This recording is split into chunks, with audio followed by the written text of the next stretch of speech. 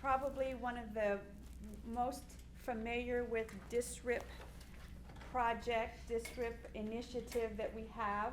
So I really want you to take advantage of Adam's brain and ask him questions, because I've listened into a couple of his presentations, and the more that I hear this presentation, the more it begins to make sense to me. And so, I think it's going to be very helpful, and we're very grateful for Adam to take time out of his busy day to come talk to us about the DSRIP project and what all this is all about. So with that said, Adam. Thank you, PJ. So I'll do just a brief introduction. I know most of the people in the room, my DHWI friends, look familiar. I don't know everybody personally, but my name's Adam Chabira, and I've been here at Baylor on the 1st of October, I've actually been here 8 years. So all that time has been spent in kind of working in the space of community health. So I work for a number of years with one of our physicians named Jim Walton, and our department was basically responsible for helping to create community-based clinics that were taking care of people that are uninsured or underinsured, and then creating programs like the ones that you guys are involved in that help support patients that need access to different care, education, medications, specialty care, mental health, all the different things that patients need. So basically, I'm kind of a program developer. That's what I do. I basically start new programs and then help operate them. I technically work for Health Texas for the physician organization here at Baylor. And I've kind of flip-flopped back and forth between Health Texas and Baylor a couple times over the last 8 years, but I'm with Health Texas right now. So yeah, I do, I know a fair amount about DSRIP. I've been involved with this for probably the last, oh my gosh, it's been at least probably a year, maybe even a year and a half that we've been working on applying for this new funding and getting this new funding and coming up with ideas for what we would do with the funding. And so, a year and a half ago, we weren't 100% sure whether it would really come together, so it's obviously really exciting just to be here and that it's been approved. I'm really happy to say that there was one project that was still waiting approval as of just earlier this week, and we actually got approval. I think it was on Monday or Tuesday evening. So I can actually say that Baylor has had 100% of its DSRIP projects approved, which is just really, really exciting. So a number of you, particularly those that work with me in other areas, have heard me talk about DSRIP before, but I think like PJ said, I think it'll be helpful even for those that have heard it before. It'll be helpful obviously for the people that haven't heard it, and then even for the people that have heard it once or twice. I think it takes about 4 or 5 times before it really starts to make sense. So I'm going to try to keep it fairly high level. I mean, we could get into all kinds of details, but I don't think that would be a good use of our time. I'll try to keep it fairly high level. I'll be totally honest that this is probably, I think we've got about 45 minutes here this morning, but probably what I'm going to talk about is really maybe only 25 or 30 minutes. So I think there'll definitely be some time for us to have questions. And I don't claim to know all the answers, but I'll certainly take a stab at them. So I really want this to kind of be a conversation.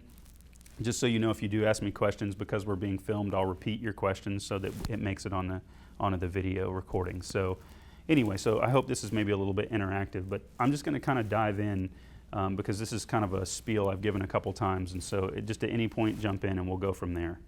So the way this story really starts is that hospitals all over the country and here in Texas have for years gotten funding streams from the government that help the hospitals offset uncompensated care. So as we're all in this room very aware, hospitals through their emergency departments, through their inpatient units, through clinics, give away tons and tons and tons of care that costs the hospital money, but that the hospital doesn't get reimbursed for. That's what I mean when I talk about uncompensated care. Now, like I was saying, the government has given hospitals funding to help offset some of that free care that they give away. Now, those streams of money never, ever, ever cover all the money that a hospital like Baylor gives back to the community, and that's okay. We're a nonprofit healthcare system. We want to be giving away some free care. It's part of our mission to the community as a nonprofit organization. So we don't expect to get all the money back, but it sure is nice to get some back. And so for years we've had these funding streams, and those funding streams have had all kinds of funny acronyms, because we got to have lots of acronyms in healthcare. So there have been programs like disproportionate share is a name that gets thrown around a lot. Recently we had a program called UPL, or upper payment limit. I don't really expect you guys to know the details of these things, but it's just important to know that hospitals have been getting these monies through these different programs.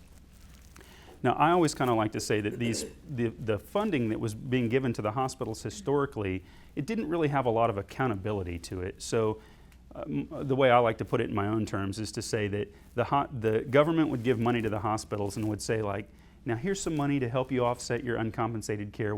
Please make sure you do something good with that money and that you help out some people that are less fortunate. And they just kind of pat them on the back and they'd move on. There weren't a lot of requirements. The government didn't tell hospitals like Baylor, here's what you have to do with the money. But as you can imagine, as time goes on, everybody wants more accountability. So as one program goes away and another funding program comes along, they typically they start being a little bit more prescriptive about what they want the hospitals to do with the money. Now, you know, in the past, I think Baylor has always been very, very responsible with the money that they have. I mean, I think opening clinics like the Baylor Community Care Clinics, opening centers like the Diabetes Health and Wellness Institute, it just goes to show you that I think the leadership at the very, very top levels of Baylor has always been very committed to doing this kind of work with these populations. So I don't think Baylor was ever, I can't speak for what anybody else in the city, state, country was doing with their money, but I do think Baylor was doing the right thing with their money. That said, I think the government has gotten to a point where they want to continue to give hospitals money, but if they're going to give them that money, they want it to be, there has to be a lot more accountability to it. So instead of just giving you money and saying, hey, please do something nice with this, they're saying, hey, here's some money, and then here's a 650-page document with a list of all the different kind of projects and things that you can do to qualify for this money. So that's basically where we find ourselves today. So the program that was funding a lot of our work, both DHWI and Baylor Community Care over the last couple years, was a program called UPL, or Upper Payment Limit. That program kind of came to a close about a year and a half or 2 years ago. And what it's being replaced with is a program called the Medicaid 1115 waiver. Now, I won't be quizzing you on all these names or acronyms, but I'll just throw them out there. So the Medicaid 1115 waiver is the program that's actually replacing the UPL money. And so this new program, as I've mentioned, has a lot more accountability to it than what the UPL program had. So at this point, I'm just going to kind of I'm going to now start to tell you some more specifics about this new thing called the Medicaid 1115 waiver. So the Medicaid 1115 waiver exists to provide hospitals with funding to help offset uncompensated care and to operate programs and do cool new work specifically designed towards taking care of underserved populations.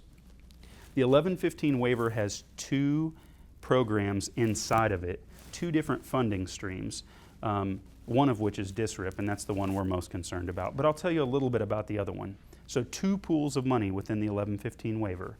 The first is what's called the Uncompensated Care Pool, or UC is the acronym, because we've got to have an acronym for everything. So the UC pool is basically just a set pool of dollars. In other words, the government looks at how much uncompensated care a hospital like Baylor has been providing over the years, and they crunch it in some computer, or they have some fancy formula, and it spits out, hey, Baylor should be owed $10 million. I'm just making up the numbers, so don't quote me, even though I'm on camera.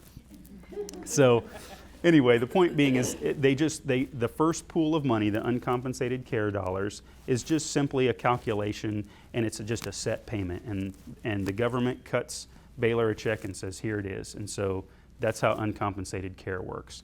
It's what we call a fixed payment, okay? The other part of the 1115 waiver is DSRIP, okay? So first let me explain what in the world does DSRIP stand for. Well, first off, let's make sure we know how to spell DSRIP. So that's number one. So DSRIP is D-S-R-I-P. Not D-I-S, anyway, it's D-S-R-I-P. So what in the world does that acronym stand for? It's kind of a funky name, but it's important to know what it stands for, because some of what I'm going to explain is tied to exactly what the acronym stands for. So DSRIP stands for Delivery System Reform Incentive Payment. Delivery System Reform Incentive Payment is what DSRIP stands for. And there are some really important components of that acronym that I'm going to explain in a little bit more detail. But the first thing I want to say about DSRIP, So remember, we have two pools of money. Uncompensated care, it's fixed.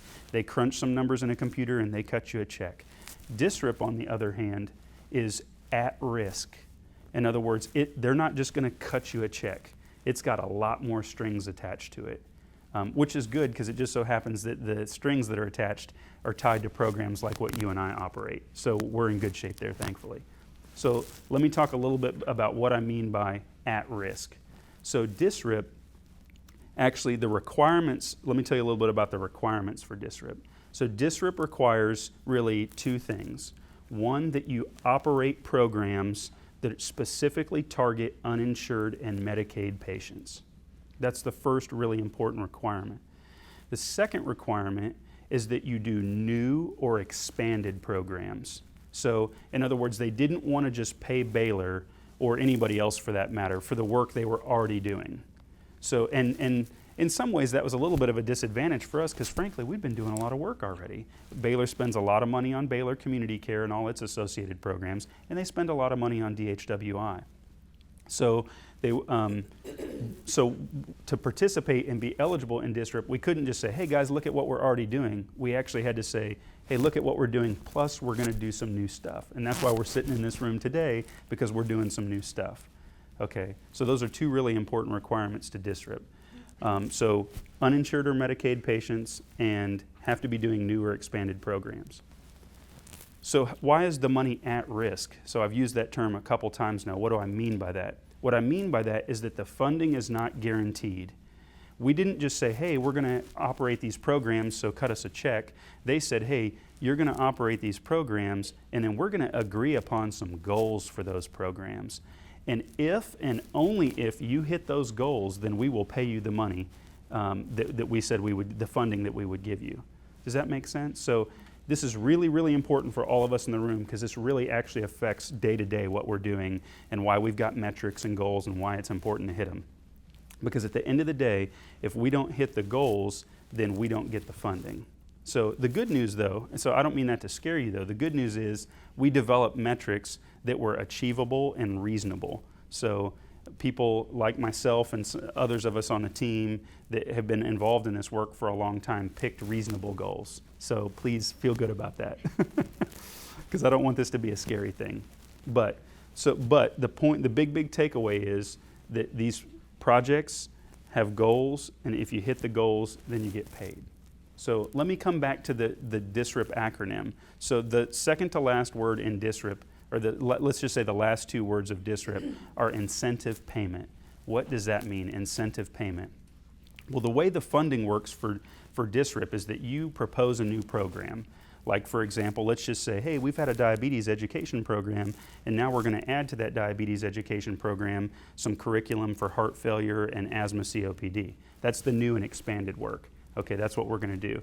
They say, okay, these are the goals you have to hit. You have to have so much improvement in hemoglobin A1C scores or so much improvement in blood pressure or whatever. I'm just making these things up.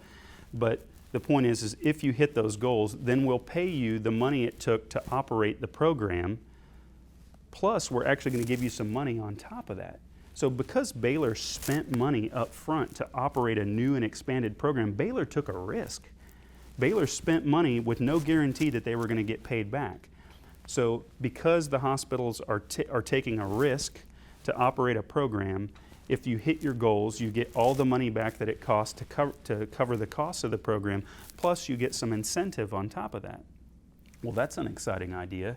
So you're actually, and I use this term very carefully, you're actually kind of going to make a profit off this? Well, the answer is yes, there is some incentive that can be made if we successfully hit all the goals for our projects.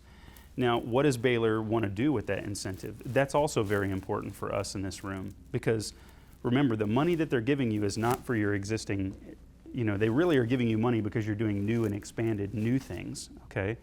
But what you do with the incentive, that's up to you as an organization. That's up to Baylor. So what's cool is Baylor has said, hey, we want these programs to be successful because not only will being successful mean we'll get paid back for operating the programs, but we can take some of that incentive and we can use it to fund the things that we're already doing. So we can actually take some of the money that we make in incentive and we can use it to cover the costs of operating the Worst Street Clinic or the costs of operating DHWI. And so that's a good thing. So I think it's just really important to understand that basically the incentive in all this is that Baylor spends money to operate a program, you guys hit the goals, Baylor gets paid enough money to actually cover the cost of the program, plus they get some money on top of that, which then continues and allows us to continue doing the great work that we're doing. And I'm going to stop there for just a second. That's a lot we've covered a lot of ground just right there in 10 or 15 minutes. So, any questions so far? Oh, don't be too quiet. I had a lot of questions the first time I heard about all this stuff. No? All right, let me take a quick look at my notes here and see kind of where we are in this talk. Oh, let's see. So let's talk a little bit specifically about the metrics themselves. Most projects, including the ones that you guys are here and you guys are involved in, there are a couple types of metrics. There are metrics around volume, and they typically tend to be clinical metrics. And so here's what I mean by that. Volume is simply how many patients do we enroll in a program, how many patients get connected to a clinic or connected to a service. Those are volume goals. Most projects, including the ones you guys are involved in, have some sort of volume metric. Clinical metrics are the actual clinical outcomes, things like hemoglobin A1C for diabetic patients, blood pressure, are diabetic patients getting foot exams, are patients with depression actually becoming not depressed, these clinical things. So most projects have at least 1 or 2 volume goals and 1 or 2 clinical goals. I just think that's worth noting. I think it's also really important for everybody to understand what's the timing. So I've been talking a lot about these goals and that they're really important that we hit these goals. So when does it start counting? When do they start looking at these goals? So the DSRIP year, right? And it's always confusing, right? Because we've got a calendar year and then we've got Baylor has a fiscal year that starts in July. Oh, and now we have a DSRIP year. So the DSRIP year actually starts in October. So that's part of the reason why we're here in early September, because a lot of this stuff actually starts counting in October. So the DSRIP year actually runs October 1 through the following September 30th. So the DSRIP year that we're about to start actually runs from October 1 of 2013 through September 30th of 2014. I think that's just an important thing to understand. Another thing that I would say about the metrics that's important and the goals is that when DSRIP first started and we first started working with the state and with CMS, the government entities that are administrating DSRIP, we actually thought that you could kind of get partial credit. Like if we think back to our school days, that we felt like, let's say that one of your goals was to enroll 100 patients in a program. We thought that if you achieved 50 patients enrolled in the program, you get paid 50% of the money. I like that system a lot. Unfortunately, that's not what they decided to do. The way they decided to approach the goals was that you had to hit the entire goal for it to be successfully achieved. So if you said, hey, we're going to put 100 patients into a program, they're not actually going to pay the money and the incentive, the funding and the incentive that they were going to provide until you actually hit 100% of the goal. So basically what that means is that, if over the course of the year we enroll 99 patients, then you don't get paid the money until you enroll that 100th patient, maybe a month later or whatever the case may be. So I think kind of understanding that the goals, there is no partial credit, I just think that's probably something we need to know. I don't mean that, again, to stress anybody out. Again, I will really reiterate that I think the goals are very, very achievable. But it is important to note that we're not trying to just get close, we're trying to hit them or beat them. All right. So really probably what I'd kind of conclude with is to tell you guys what are all the projects that Baylor said they were going to do, because I think it's important. You guys may or may not know. And this will probably be the one time I actually go to the little whiteboard here, and I'm just going to kind of write the projects down because I think it's important. And I'll tell you a little bit about what each of the projects is designed to do, okay? So the first project we're calling our primary care project, okay? Now the primary care project is really designed to just continue to expand and grow the network of primary care clinics that we have within Baylor Community Care. Do keep in mind, to my DHWI friends, that the clinic that's inside of DHWI, I consider a Baylor Community Care clinic. So when we talk about our primary care strategy, it includes Dr. Lester and Eden and the folks there at DHWI as well. But obviously the goal of this program is to continue to take patients from the community and patients from Baylor hospitals and get them, particularly uninsured and Medicaid patients, and get them docked in with a primary care provider where they can go, a medical home where they can continue to go and get care on an ongoing basis. That's the first project. The second project we're calling the Chronic Disease Project. The Chronic Disease Project is one where Baylor Community Care and DHWI are working very closely together because we both already do a lot of work around chronic disease. So specifically, a lot of us have been focused on diabetes for a long time, and so we're actually looking to expand beyond just diabetes to look at some other conditions like heart failure, asthma, and COPD. That's kind of the new or expanded part of our chronic disease work. We obviously feel like patients getting education and learning how to better manage their chronic diseases is a really, really, really important part of what we do. And a lot of times the primary care physicians and providers don't have the time to spend as much time with patients as you guys do to really help them understand what it's going to take to better manage their conditions. So we felt this was a really, really, really important component of our work. The third project we're calling the Behavioral Health Project. What is behavioral health? Well, in a nutshell, I would really say in layman's terms, that's our mental health project.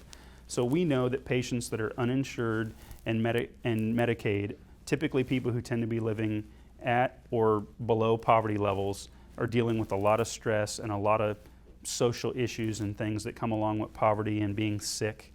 And so there a lot of times we've got patients with depression and anxiety and issues that if we can't address those, they're never going to make any strides on their diabetes or on their heart failure.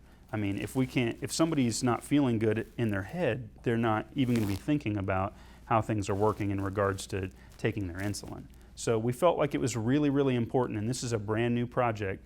Well, I can't say completely brand new. Pam Fox there at DHWI has been doing some great counseling. So we're looking to do more of that kind of work in some of the other Baylor Community Care clinics and obviously continue the good work that Pam's been doing at DHWI. The fourth project is a pharmacy project. This is really, really exciting. We're basically teaming up. I don't know if you guys in the room are all aware, but you know, hospitals obviously have pharmacies within them, otherwise they wouldn't be able to hand out aspirin and things to people that are there in the hospital. But more and more now, we're seeing pop up in the various hospitals around Baylor Healthcare System what we call retail pharmacies, which is like if you go over to Bumpsy, you may know in between Wadley and Barnett, there's a pharmacy there. You can actually go to your primary care doctor, get a prescription, and walk in there and hand it in just like you would at a Walgreens or a Walmart. So that's what they mean by retail pharmacy, is one that anybody can walk into. The cool thing is that our pharmacies, I mean, when you're a big system like Baylor, the pharmacies get really, really good pricing on medications. And so what we're looking to do is actually, they will match the $4 formularies like what we have at Walmart and Target, you know, and we use those programs a lot for patients that are uninsured. Okay, but there are some medications that we need that are not on the $4 formulary.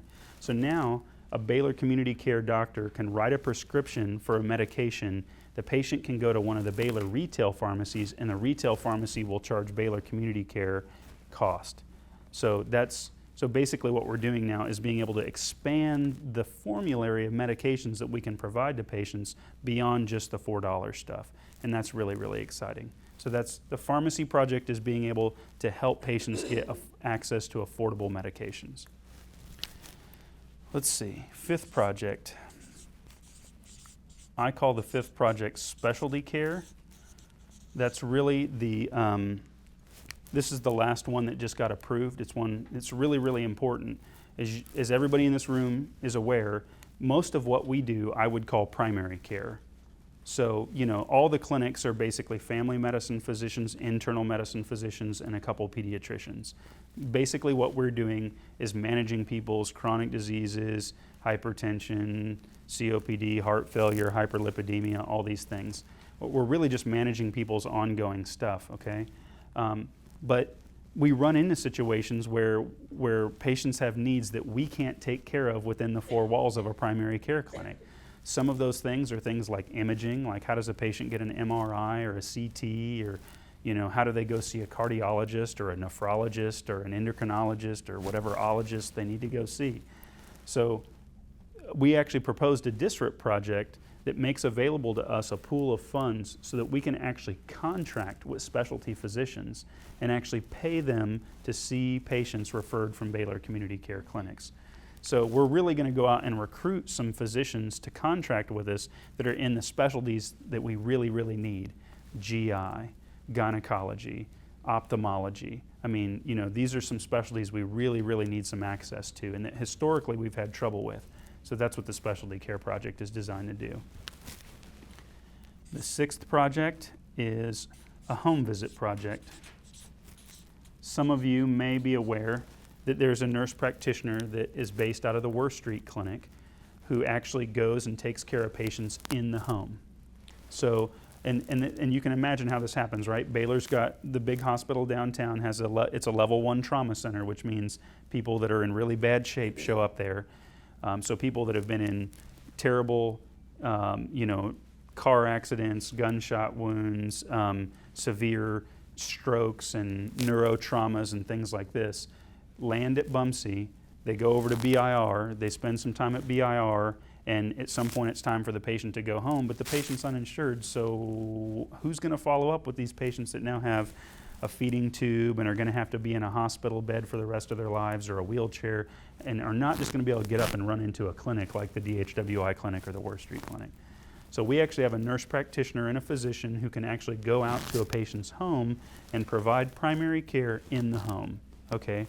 So that's historically taken place just on or around the downtown campus. What we proposed with our DSRIP project was to be able to expand the geography that we could reach. So now we're actually going out and being able to take care of patients more in the Garland, North Dallas area, as well as like the Irving and West Dallas side of town as well. So that was the expansion that we were doing to the home visit program. And the seventh project, because there were lucky 7 projects, is one called the Care Connect program. Those my friends here from our community care navigation program are very familiar with Care Connect. This is a program that actually helps identify patients in the hospital that are lacking a primary care provider, and this program helps patients find primary care providers. Now, I will say, particularly because I've got my community care navigation team in the room, so what's the difference between community care navigation, these 4 folks, and the Care Connect program? A couple things. Our program largely focuses on uninsured patients. The Care Connect, the Care Navigation program largely focuses on uninsured patients. The Care Connect program will help anybody who doesn't have a primary care provider. So even if they had insurance and they just, maybe they're young and healthy and just had something come up and they don't really have a primary care provider, Care Connect will help with that. The other thing, and it's really one of the big differences, is that Care Navigation, this team here, largely focuses on connecting patients that have been having inpatient stays at the hospital. So people that have landed in the hospital and are there for several days before it's time to discharge and go home and ultimately follow up with a primary care provider. The Care Connect program largely focuses on the emergency department. Now, I will say, because the emergency department patients tend to come and go a little faster, a lot of what Care Connect does is try to call patients after the fact and say, hey, Mrs. Smith, I understand you don't have a primary care provider. Can I help get you a primary care provider? Our team typically tends to be able to connect with the patient while they're still in the hospital. Again, part of the reason why we like to focus on inpatients is because they're laying in a bed and we can get to them. So the Care Connect program is currently in place, I think, at Bumsey, Garland, and Irving. Right. So, okay, that's part of the expansion, though. So basically, they're originally were at Bumsey and Garland, and I think through DSRIP, we're going to expand to Irving and to All Saints. There's even some talk about maybe potentially doing some more stuff in Carrollton. a couple things I'll just throw out real quick kind of in closing that are just important that I should have mentioned is one thing to highlight about the primary care project is that next summer we plan to open a Baylor Community Care Clinic in Carrollton. So that's kind of exciting. So another new clinic. We'll probably end up having to do care navigation there. Care Connect will probably want to come out there. We'll probably want to do some chronic disease work there. So really taking a lot of the services that we've already got going in Irving, Garland, downtown, and Fort Worth may go out to Carrollton as well. Yeah, I think that was the main thing. I just wanted to put a pitch in for Carrollton. So, okay, so let me kind of summarize again. Let me do a few just kind of high-level recap here, though, just so we can kind of wrap up on kind of the high points. So hospitals used to get or have historically gotten a lot of money for uncompensated care. Those programs come and go every 4 or 5 years. The program we used to have was called UPL. It went away. It was replaced with this new thing called the Medicaid 1115 Waiver. The 1115 Waiver has 2 pools of money for hospitals. One called uncompensated care, which is fixed. It's a fixed dollar amount. And the other pool of funding is called DSRIP, Delivery System Reform Incentive Payment. DSRIP requires hospitals to do new or expanded programs, and they have to target uninsured or Medicaid patients. DSRIP works like this. Basically, you operate a program, you have goals you're trying to hit. If you hit the goals, the hospital gets reimbursed the money that they spent to operate the program, plus they get some incentive. Baylor specifically is going to take a good chunk of that incentive and reinvest it in Baylor Community Care and DHWI so we can keep doing the good work that we're doing. These are the 7 projects, and that's really about where I would wrap it up. But those are the highlights. Again, I think the more times you hear this stuff, the more it makes sense. So this probably won't be the last time that we talk about it. With that, I'd just say, we probably got a good 10 minutes if there are any questions. If not, we'll wrap up. But yeah. You said there's that DSRIP year, so do you have the whole year to reach the goal, or how does that? Right. So let me repeat the question. The question was the timing is. I talked about the DSRIP year being that it runs between October 1st and September 30th. So the question was, do you have the whole year to achieve the goal? And the answer is yes, you do. So really, like for example, right now we're getting geared up for the year that starts in October in just a few weeks. We're going to have from October all the way through September and again, I'm just using an example, but let's say the goal was to enroll 100 patients in a program. We'll have that whole entire 12 months to enroll those 100 patients. It's a good question. Yes, ma'am. So, I have to ask, all of these are going to be up and running by October 1st? So the question is, are all these things going to be ready to go in 3 weeks? That's a very fair question. I think the answer is all will be operating at some level on October 1. Whether they'll be fully and completely rolled out, whether all staff will actually be, all new staff that we're going to hire, whether or not all that's going to be in place in the next 3 weeks, I'd actually say the chances are probably slim. They're probably not going to have all the staff hired and all the things perfectly rolled out. But I do think we'll be at a stage with all these projects where we can at least start counting patients. And that's really one of the main things. Specifically, I was questioning about for pharmacy, just because we deal with that a lot. Yeah. So the question was, well, specifically about pharmacy, what's the operational level of that? I think that we're going to, I think in the month of October, we'll have it set up where all Baylor community care providers will be able to use the new pharmacy program. I feel pretty confident that in the month of October. Yeah. Yes? Your home visit, it almost covers the whole Dallas County. Mm-hmm. Would Tarrant County, Yeah. Baylor, all things over there be able to maybe at one point use that Yeah. for patients? Yeah, so the question is, particularly from my Tarrant County friends in the room, is so we have this home visit program that's now branching out to cover most of Dallas County. So what about Tarrant County? That's a really fair question. I can say honestly and transparently, I don't think there are any immediate plans to do anything over in Tarrant County. I do believe in time, though, that I mean, I would just say my philosophy as one of the leaders of Baylor Community Care is that I typically don't like to create resources in one part of BCC and not have them available in other parts, because I feel like that gives certain people more or less tools than others. And this is a big team, so I like to try to keep it as uniform as possible. I think the short answer is there's not an immediate plan, but I think big picture, we're always looking to sort of standardize the way we do things. And so, yeah, sorry, that's not a really great answer, but I think the answer is it's something we'll continue to think about. Yes, ma'am. You mentioned Carrollton.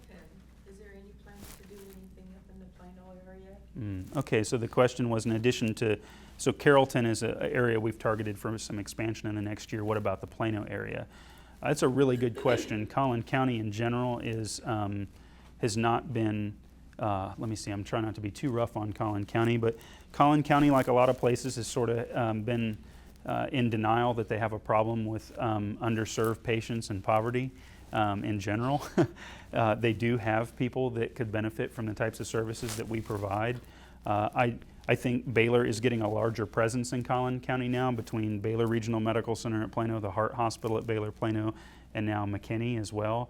And actually, frankly, Carrollton is just right across the street from Plano. I mean, it's like literally one side of the road is Carrollton, the other side is Plano. So we've got a fairly big presence there now. We do have one little tiny clinic that we're doing some work with right now that's on the east side of 75 in what's called the Douglas community. But frankly, I mean, it's just a startup at this point. It's only open a few days a week. I mean, they've got, 200 or 300 patients under management there right now. I do believe that in time that'll grow to be more of a full-time kind of clinic, but right now I'd say we're just getting started in Collin County. But I think we really need to focus there. And I think it's interesting, I've even heard through the grapevine that like up at Baylor McKinney, they've been dealing with a lot more uninsured people than they ever thought they were going to deal with in McKinney, because McKinney's surrounded by a lot of rural area where there, again, are just a lot of people that don't necessarily have great access to health care. So they're coming to McKinney because it's the closest location. So really good question. I think it's an area where I think we'll continue to push and grow over the next few years. So the question is, so obviously we've got DSRIP goals, but then as staff, including myself, we've all got goals that like our merit is tied to every year. So are we going to sync things up in such a way that the goals that we're being evaluated for merit are the same goals that we're working towards for DSRIP? I think that's a really, really good question. I think the short answer is probably yes. I think so. I think it doesn't make a lot of sense to create really different goals. I will tell you that we were very, very careful when we selected DSRIP goals. Now, mind you, we were picking from a menu. There was basically this big document, and when we said, hey, we want to do a chronic disease project, they said, hey, here are the 20 things you can pick from for metrics. But I will tell you, we focused really hard, or we worked really hard to pick goals that were things that we were already doing. So, for example, if looking at change in A1C is something that we already do with diabetic patients, that we were like, oh yeah, let's take that one as a goal, because they're really, why create a whole bunch of new stuff if So I think we worked really hard to be able to pick goals that were things we were already doing, already measuring, already reporting. So I think there should be pretty good alignment there. Ultimately, like I defer to PJ and Dr. Kane on some of that, but I think that's probably the direction we're headed. And how often will we be informed of like where we're at as far as our goals? I think it's wise to do it monthly, personally. I think that's probably a really good idea. There are actually 2 reporting periods every year, so about every 6 months you have to submit data to the state to say, hey, here's how we're doing on our goals. Again, you only report to them those goals that you've hit completely, because remember, like I mentioned, there's no partial credit. But it's twice a year. I think roughly that'll take place around October and like March or April every year will be the 2 times that we have to submit data to the state. But I think we as a team, and just as we manage our programs, I think we'll be looking at stuff every month. Because we don't want to, you don't want to get down to the end of the year and then be like, oh my gosh, we got to enroll 1,000 patients. Yeah, so. Yes, ma'am. Are the goals already set as far as your clinical goals for the asthma, COPD, CHF? Yeah, it's actually kind of interesting. So, so the chronic disease project as a whole is focusing obviously on several different disease conditions now: diabetes, heart failure, and asthma, and COPD. The metrics largely that we picked were almost largely all diabetic metrics. For like the asthma and COPD thing, one of the things we've been talking about, and I think you'll hear more about maybe later today, is doing some more robust work around smoking cessation. And so I think, although I would defer to you guys back there, I think we're looking at doing maybe replacing a couple metrics that were where we were already performing at or near 100% with some smoking cessation goals. Is that right? Probably? Still in the discussion stage. Sure. I think that's where we're headed. Yeah. So I guess the short answer is, even though we're focusing on 3 or 4 different types of chronic diseases, the metrics are largely just around 1 or 2 of those diseases. So you didn't have to have a metric for every single thing you were doing. Yeah. Really good question. Okay, oh yeah, go ahead. Yeah. Those Care Connect individuals, are they placed in the ED? Mm-hmm. Okay. Yeah. So the question was, are the Care Connect team members, are they in the ED? The answer is yes. And actually, like our 4 ladies here that do the community care navigation spend the bulk of their time like at the hospital and like rounding through the different inpatient units. So I think it really makes a lot of sense actually from this idea of transitioning patients to have staff at the hospital, but who are connected to the clinics. That way, you can successfully get those patients over. I mean, the story of care navigation, and I'll make it really quick, but it's just a good story, is that years ago, we used to just tell people, hey, there's a clinic across the street, you should go over there, here's their card. And we tracked that for a while, and we saw that only about 25% of the patients that we were saying you should go to the clinic actually ever showed up. Today, 70% of the eligible patients that get referred to this team right here get connected in 14 days. And that's pretty impressive. So, and anyway, we're proud of what you guys do. Yeah. Other thoughts, questions? No? All right, well again, I don't think this will be the last time we talk about DSRIP. I hope maybe that makes things just the tiniest bit more clear, but I certainly understand there are a lot of questions. I think particularly, we talked a lot about these goals. I think it's highly likely that your managers will be talking to you very soon about the more specific numbers of those goals. I mean, I think everybody's going to say, okay, Adam, well, you said there are volume goals, so how many patients are you talking? I mean, I think just here in the next few weeks even, it's going to be time to start talking about what those numbers actually look like. So look for more information on that. If you guys need anything at all, let me know, and I appreciate you guys letting me be here.